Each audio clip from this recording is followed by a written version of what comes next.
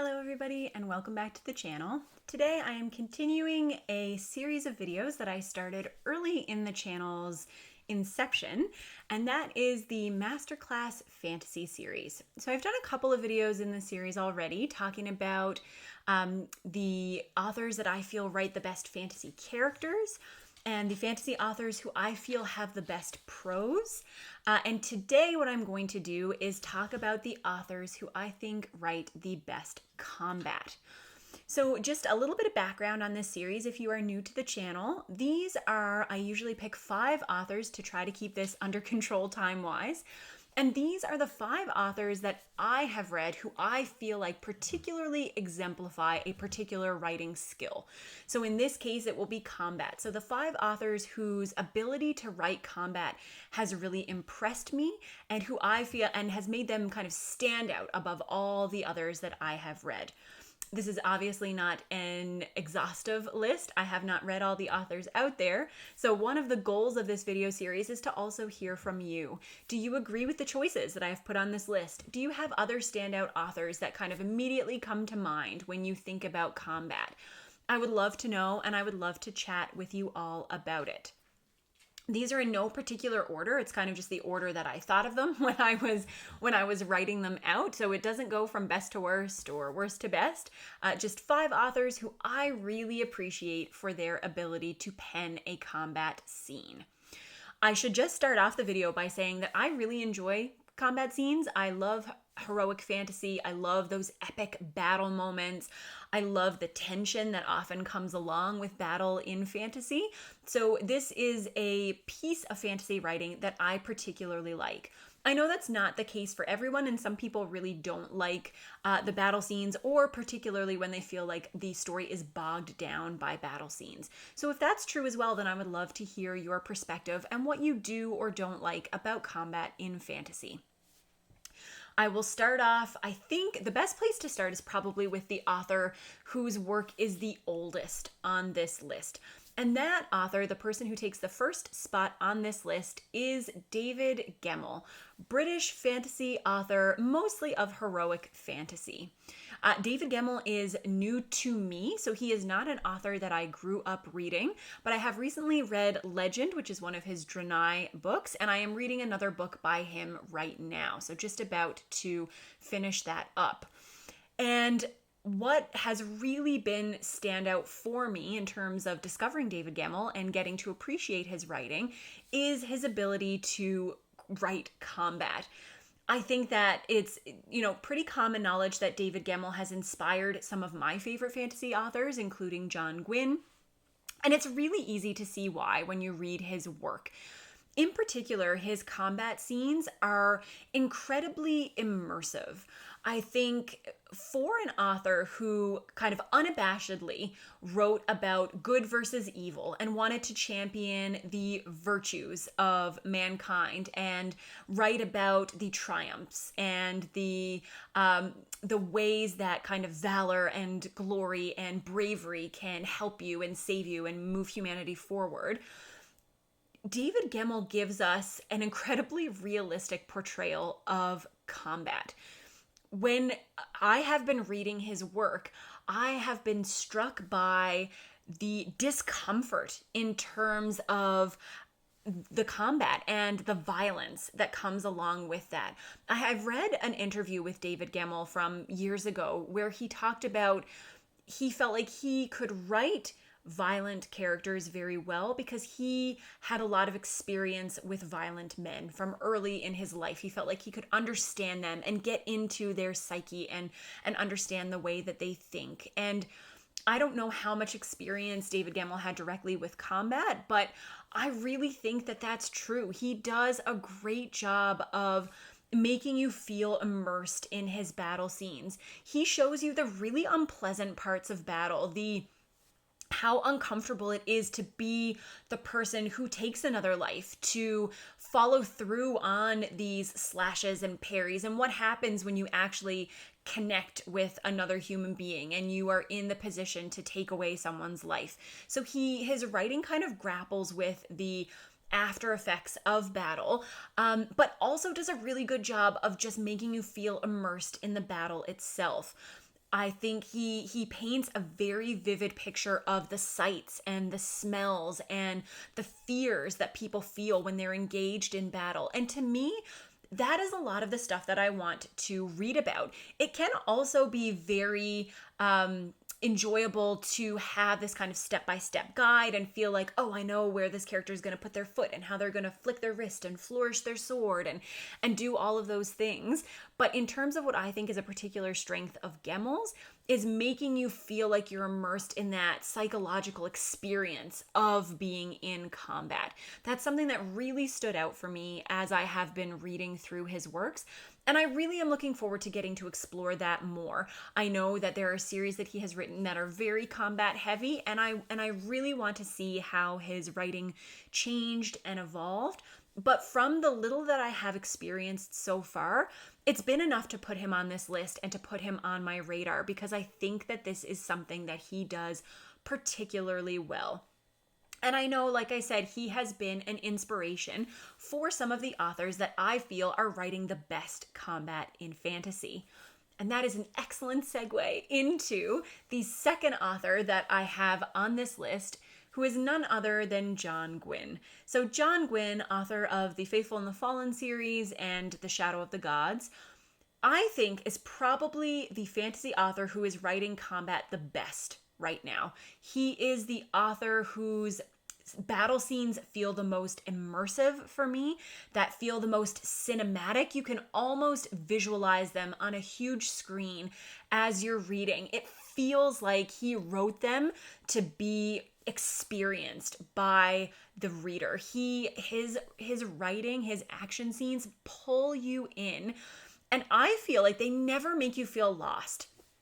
This is something that can definitely happen, and something that has happened to me over the years of reading fantasy, is that I'll often get the urge to skim through certain scenes. Like if the battle scenes or the combat scenes feel like they're dragging out, or it's just so much of the same, then I will almost lose interest, or I'll find my mind wandering or my attention wandering. And that has never happened to me while reading a battle scene by John Gwynne.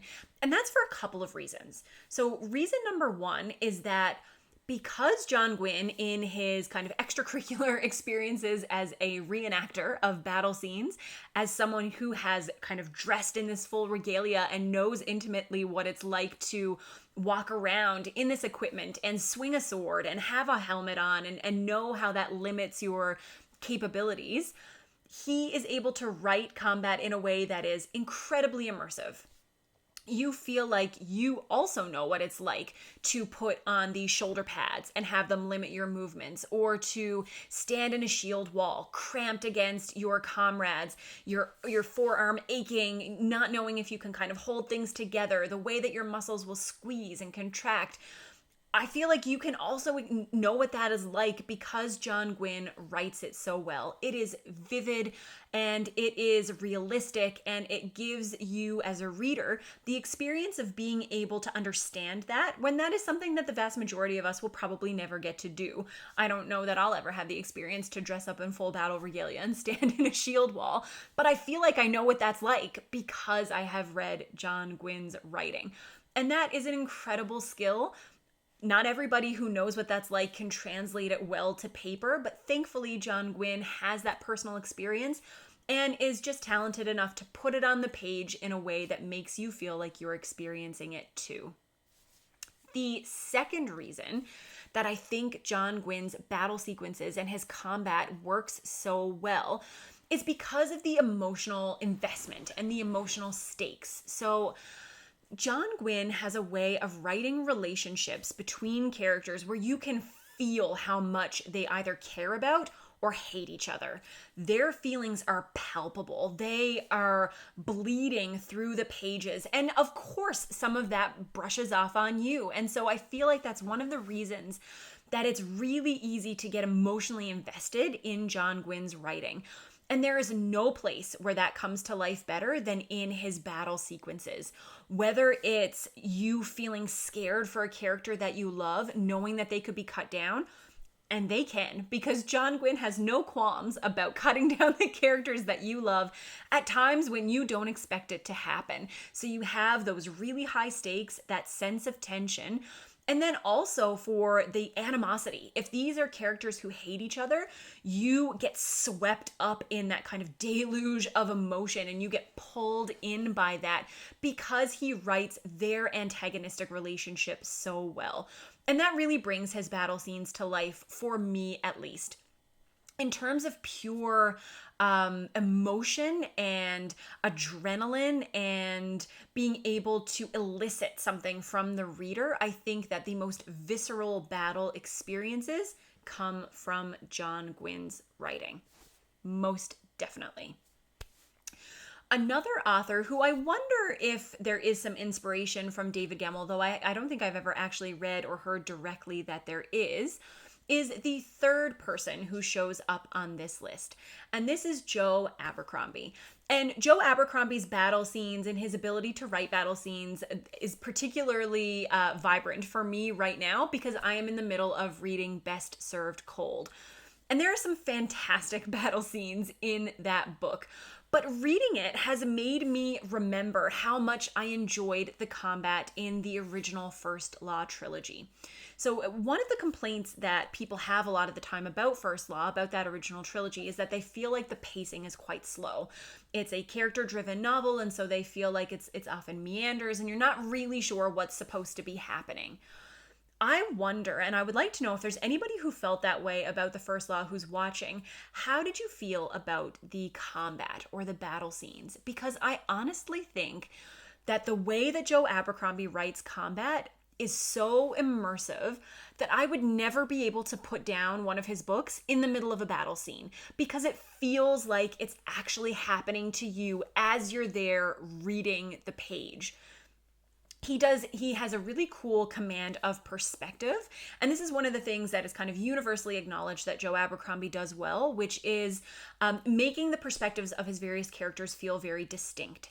And he has this really cool technique that he uses when writing combat, where you will move around a battle scene, whether that is kind of a larger scale battle or intimate combat. You will move back and forth between point of views and get different perspectives on the same battle. So you will see it kind of from within, from one of the people who's engaged in combat, and then you might kind of jump perspective to someone on the outside who can see what's happening around and how the tension is building and how it's changing. And I think that that is really, really interesting. I think that it makes you feel like you are part of the story. It helps immerse you in the story and helps you recognize the chaos of battle. One thing that I think modern fantasy is getting better at is describing the chaotic nature of violence, of the repercussions of violence, and that fear, that overwhelming despair that comes along with being in combat. And this is particularly true for Joe Abercrombie's characters. You will get characters who are so vicious and so single-minded and so courageous, who, feel their bowels turn to water as they approach a combat scene, who, he does a really good job of describing like how they, right down to how they grip their weapons and how they move as they're getting ready to approach battle. And it makes the characters very vibrant. Joe Abercrombie's characters, he makes them come to life, but where you see his particular skill is how he does that. It's not all tell. He's able to show that through the way that they approach, in particular, their battle scenes. And I know that there's some element of recency bias because I am reading his book right now and I am loving the combat elements. But this is something that also really stood out for me in the original trilogy. And some of my most vivid memories of that original trilogy include battle scenes. And when you're talking about books that you have read like a year or more ago, when there are things that stand out particularly vividly, you know that they have been done well.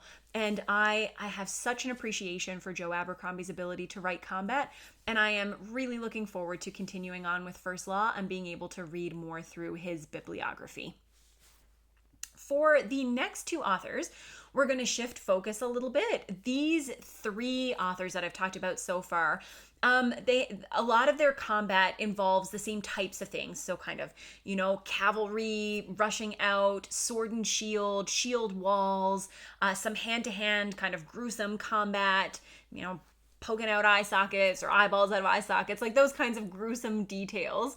And the two authors that I'm going to cover next write about a different style of combat. So these are two authors who were heavily inspired by martial arts and who are martial artists and have spent time engaging in that style of combat themselves. The first of these two authors is M.L. Wang. So she's the fourth person that I'm going to talk about today. And she is the author of the book, The Sword of Kaigen. She has other books as well, but I have not read them. So her ending up on this list is completely by virtue of what she is able to accomplish or what she did accomplish in The Sword of Kaigen. So The Sword of Kaigen has combat that is inspired by martial arts, inspired by anime, which the author has said she is a big fan of, and incorporates elements of both sword fighting and magic. So some of the characters in this book can control elemental magic. And it is so fascinating and so fun. I think that Emma Wang, you really do see that she understands combat, right from kind of the stances of her characters, how they train, how they prepare for combat, their mental sharpness, and how they visualize kind of carrying out a battle. All those things are really well done. But what I want to talk about and what I was completely blown away by in terms of M.L. Wang's ability to write combat is the emotional resonance that came out of her combat scenes. There are two scenes in particular that I won't talk about because I don't want to talk about spoilers. One kind of near the middle of the book and another closer to the end of the book, where M.L. Wang develops characters and in particular gives us a profound look into their relationships using combat. And this is something that I really haven't seen done anywhere else. And if I've seen it, it has not been done to this degree. These combat scenes in this book have been some of the most emotionally charged scenes that I have ever read in fantasy.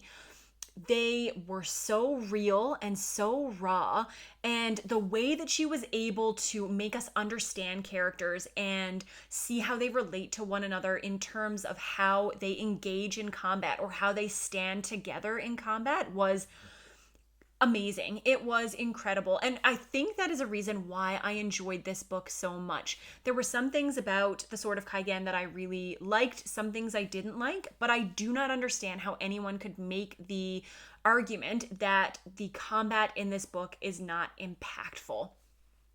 I was brought to tears numerous times, and not necessarily through characters getting injured or characters dying, but from the way that their relationships, their hopes, their despairs, their dreams were communicated through combat. It was just exquisite to read. And I will definitely keep an eye on M.L. Wang and what she writes in the future. I am not incredibly interested in going back and reading through her young adult series, but if she writes more adult fantasy in the same vein as Sword of Kaigen, I am there. And I think if you like combat in fantasy and you want to see some incredibly emotionally charged combat scenes, then you need to pick up this book. But that brings us to our final author. It's kind of hard to all get out at once, and that is Fonda Lee, the author of the Greenbone Saga. So the Greenbone Saga is actually a book series that I did not find myself able to connect with very well.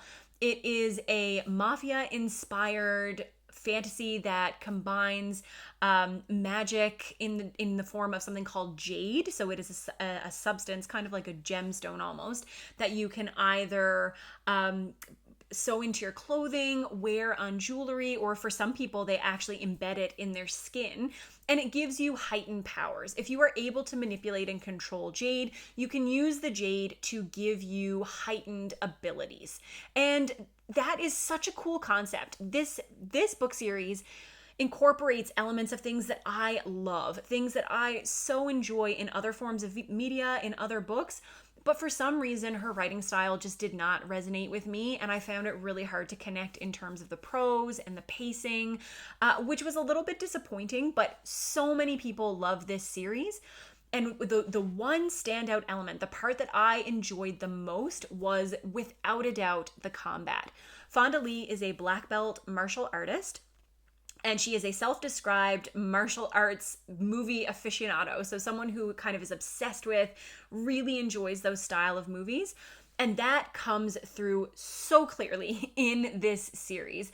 Her combat scenes are so fun. And one thing that I really like about them, well, first of all, I think that it's just fascinating to read how Fonda Lee has such a good command over how positioning and body movements and kind of the grace, the inherent grace of certain characters helps them in terms of battle. There's a lot of kind of one-on-one fighting in these books. There are duels, there are fights that are for honor or for the love of your clan, and a lot of the tension comes from these battle scenes, and a lot of them are built up very highly. And I think she does a really excellent job of executing those. There are some hand-to-hand combat, but there's also the use of, I think they call them moon blades, kind of like curved blades that people use. I think that is a common weapon in this book series. And of course, you get the integration of jade into the combat. So what jade does is kind of enhance people's natural abilities. So it gives you the ability to deflect or kind of, deflect movements or swipes against you. There is something called steel, which is kind of increasing your own body strength. You can use lightness, which is, to make yourself feel lighter so that you can move faster, jump quicker, higher, farther. So it's really fun how she incorporates the elements of this jade into her combat and makes it feel so realistic. She has such a command, like I said, of the physicality of combat. And that is something that really stands out for me in this series, is that she has this command of and an understanding of how the human body works and how it can be used against another person. And I think that must come from her own personal experience, but it is a joy to read, and you really feel like you are immersed in the battle and that you can visualize what is happening on the page. I think that the Greenbone Saga has been greenlit for a television series, and I am really, really excited about that because, as I said, this book has so many elements that I really should love. I just didn't really connect to the writing, and I'm hoping that that is something that, if it's translated onto screen, will be overcome. Hopefully, I will be able to fall in love with this series in a different medium. But regardless of my own kind of personal enjoyment of the series as a whole, I cannot knock the way that Fonda Lee writes combat. I think that it is phenomenal. And if you are also a fan of martial arts, if you love those kind of martial arts inspired action movies, then I think that this is definitely a must-read series. Hopefully it will connect with you a little better than it did with me, but regardless of that, I will always have an appreciation for the way that Fonda Lee has written her action scenes. But that is it. Those are the 5 authors who I have read that made a particular impact on me in terms of writing combat. And I would love to hear from you. Do you agree or disagree with some of these selections? Do you have any standout authors or any books that you really enjoyed in terms of the battle and the combat? This video obviously was focused more on individual or small scale combat rather than big battle sieges or, tactics in a war. I feel like that's a topic to be covered all on its own. But I hope that you enjoyed it. I hope that maybe you found some new authors or some new books that you can discover and try. And I will see you with another video soon. Bye.